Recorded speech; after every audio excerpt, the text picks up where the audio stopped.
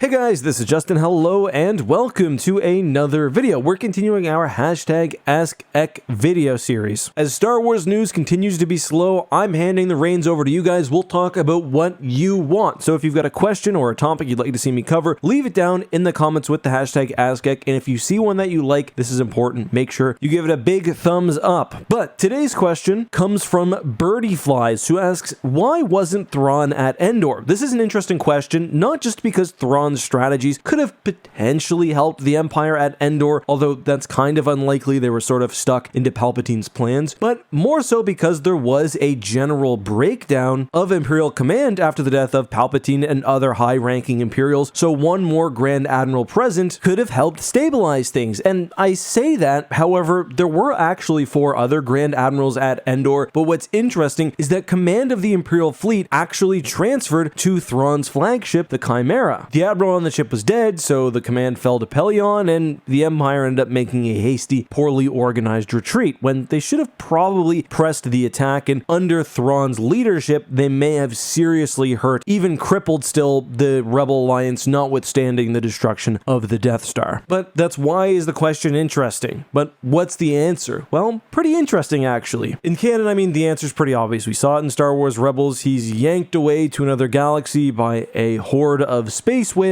In Legends, it's a bit different. So anyone who comes to the comments and says, oh, we saw in Ahsoka, I know. Anyway, to get there, we have to start with Thrawn's backstory. As in Star Wars canon, in Legends, Grand Admiral Thrawn was a member of the Chiss Ascendancy. However, in canon, where Thrawn is exiled from his people as a plot to sort of worm his way within the Empire, in Star Wars Legends, the exile is real. He's left on an uninhabited world and eventually is picked up by the Empire, who recognizes, of course, his incredible military mind. Within the Empire, Thrawn works to secure the galaxy and his people against all threats. The Emperor himself actually recognized the potential in Thrawn, same as in canon, and it was that relationship which allowed him to succeed even where his status as a non-human would otherwise hold him back. However, Mithron Naruto had a second purpose. Other than hunting rebels and helping fight enemies of the Empire, he was also building something in the unknown regions. He created the Hand of Thrawn. The new essential guide to characters states the following: the Chiss had been battling many dark threats from the unknown regions, and many looked at Thrawn's brand of leadership and saw hope. On near Yuan, in the northern quadrant near the border of wild space, Thrawn built a vast information complex, the Hand of Thrawn, and made it his unofficial base of operations. And this is a literal base. They visit it in visions of the future. If you've read the book, you probably remember the sequence where they're going through the caves and they got all the bats they're talking to. But while he was making a literal base, his ambitions were much greater. The story among those within the Empire was that Thrawn was basically exiled again, pretty much retired, put out to pasture. Mara says in Vision of the Future, Grand Admiral Thrawn picked the wrong side in one of the political battles that were always going on there and lost. Everyone else in the Cabal wound up demoted or imprisoned or else reassigned to a semi-private torture chamber like garrison duty,